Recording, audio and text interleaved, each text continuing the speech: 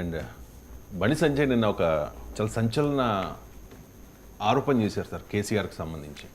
కేసీఆర్ సన్నిహితుడికి బీదర్లో దొంగ నోట్లు ముద్రించే ప్రెస్ ఉంది, అక్కడి నుంచి దొంగ నోట్లు తెచ్చి ఎన్నికల్లో పంచారు అని చాలా కాంట్రవర్షియల్ కామెంట్ చేశారు. ఒకసారి బయట 10 సంవత్సరాలు ఒక కుటుంబ పాలన, ఒక అవినీతి పాలన, ఒక మూర్ఖత్వ పాలన తెలంగాణ మొత్తం సర్వనాశనం అయిపోయింది. ధనిక రాష్ట్రం అప్పుడే పాలైంది, కానీ ఒక కుటుంబం మాత్రం ధనికులు అయిపోయిన వాళ్ళు. మామూలు పాస్పోర్ట్ దందా చేసి దొంగ నోట్ల దందా చేసే కుటుంబం ఇలా 1000 కోట్లు సంపాదించింది. అక్కడ బీదర్లా, మీ అందరికీ ఇన్ని రోజులు చెప్పిన విషయం చెప్తారు. బీదర్లా ఇదే టీఆర్ఎస్ పార్టీ అగ్రనాయకుడికి ప్రింటింగ్ ప్రెస్ ఉండేవారా. నాకు మొన్న ఢిల్లీలో ఒక పోలీస్ ఆఫీసర్ కలిసాడు. సార్, నేను సిద్దిపేట ఎస్పీ ఉన్నప్పుడు బీదర్లో ఒక ప్రింటింగ్ ప్రెస్ ఉండే. ఆ ప్రింటింగ్ ప్రెస్ టీఆర్ఎస్ పార్టీ ఆది నాయకుడిది. మరి ఏం చేస్తారు సార్ అంటే, టీఆర్ఎస్ పార్టీ కరపత్రాలు కాదు, దొంగ నోట్లు ముద్రిస్తారట. ఆడ దొంగ నోట్లు ముద్రించే ప్రింటింగ్ ప్రెస్ బీదర్లో ఉన్నది. నేను ఆ ప్రింటింగ్ ప్రెస్ సీజ్ చేద్దామని పోయినాను.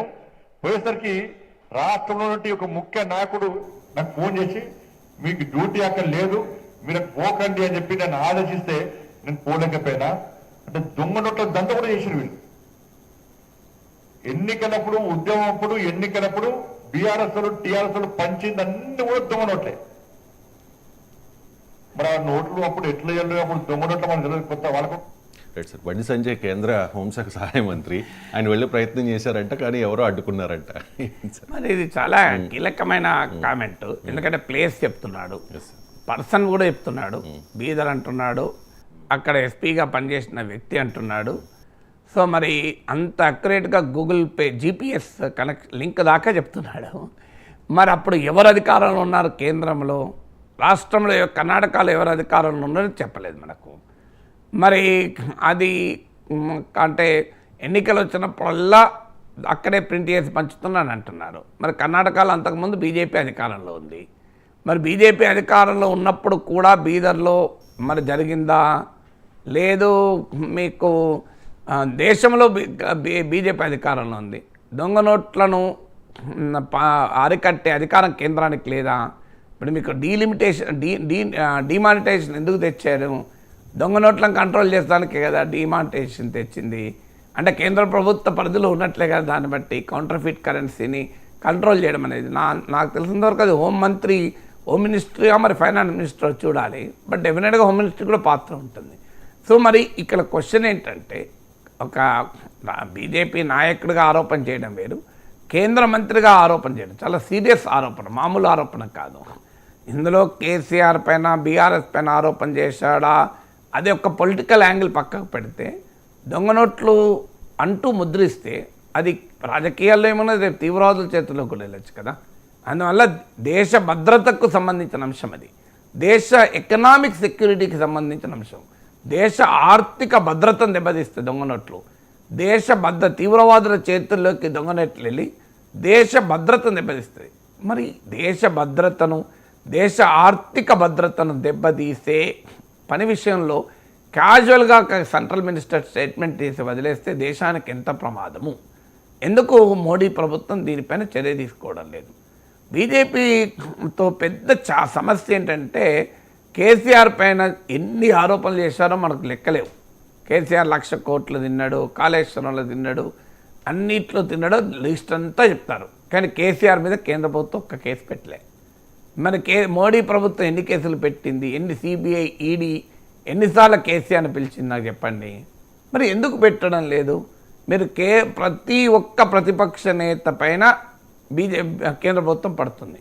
మీరు గమనించండి, కేరళ ముఖ్యమంత్రి పినరయ్ విజయన్, తమిళనాడు ముఖ్యమంత్రి స్టాలిన్, పశ్చిమ బెంగాల్ ముఖ్యమంత్రి మమతా బెనర్జీ, ఢిల్లీ మాజీ ముఖ్యమంత్రి అరవింద్ కేజ్రీవాల్, జార్ఖండ్ ముఖ్యమంత్రి హేమంత్ సోరెన్, ఇలా పడని నాయకుడు కర్ణాటక ముఖ్యమంత్రి సిద్ధరామయ్య, మీరు అందరి మీద పడుతుంది. ప్రతి ప్రతిపక్ష పార్టీ నాయకుని వెనకాల పడుతుంది.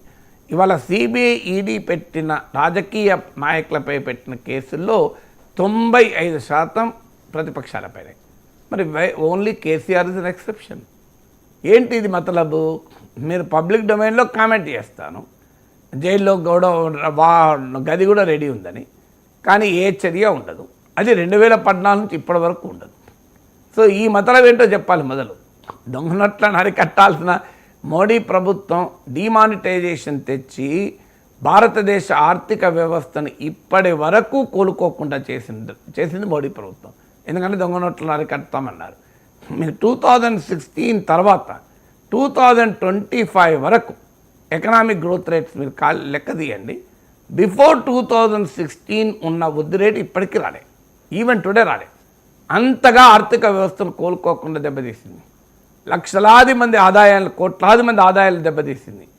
కానీ అల్టిమేట్గా సాధించింది ఏమీ లేదు. అయినా కూడా దొంగ నోట్లు రద్దు కాలేదంటే మరి కేసీఆర్ ప్రింటింగ్ ప్రెస్ పెట్టుకుని బహిరంగంగా ఆ ప్రింటింగ్ ప్రెస్ అందరికీ తెలిసేలా బీదర్లో ప్రింట్ చేస్తుంటే బీదర్ అని చెప్తున్నాడు. ఏమున్నది, వెంటనే అమిత్ షా ఆ ఎస్పీ ఎవరో సంజయ్ని అడిగి అతన్ని వెంటనే అతని విచారణ పిలిపించి అతని నుంచి సమాచారం తీసుకొని ఆ బీదర్కు వెళ్ళి ఆ ప్రింటింగ్ ప్రెస్ ఓనర్ను బీఆర్ఎస్ ముఖ్య నాయకుడు అంటున్నారు కదా, ఆయన లోపలేసి ఎక్కడ దొంగ నోట్లు ప్రింట్ అయినా లెక్క కేసులు పెట్టచ్చు కదా. కేసులు పెట్టకపోతే డెఫినెట్గా బీజేపీ నిజాయితీని ప్రశ్నించాల్సి ఉంటుంది. రాజకీయ ఆరోపణ చేయడం వేరు, ఇంత లోతైన రాజకీయ ఆరోపణ, ఇంత నిర్దిష్టమైన రాజకీయ ఆరోపణ చేయడం వేరు. అంటే ఈ దేశంలో ప్రింటింగ్ ప్రెస్లు పెట్టి దొంగ నోట్లు ముద్రించుకొని అది ప్రజల్లో పంచి, మామూలు కూడా విషయం కాదు, అది ఎన్నికలప్పుడు పంచారంటున్నారు. అంటే కొన్ని కోట్ల మంది ప్రజలకు పంచినప్పుడు అది ఎక్కడో ఒక చోటు దొంగ నోటు బయటపడాలి కదా. మరి కోట్ల మంది ప్రజలకు ఎన్నికలప్పుడల్లా దొంగ నోట్లే పంచితే అది బయటపడాలి కదా. ఇంతవరకు బీజేపీ ఎంతమంది దగ్గర దొంగ నోట్లు పట్టుకున్నది? సో ఇలాంటి ఆరోపణ చేసినప్పుడు దేశ భద్రతకు సంబంధించిన అంశం, దేశ ఎకనామిక్ సెక్యూరిటీకి సంబంధించి, it's not simple political allegation. Political allegation రోజు చేసుకుంటారు, ఐఎమ్ నాట్ బాదర్డ్.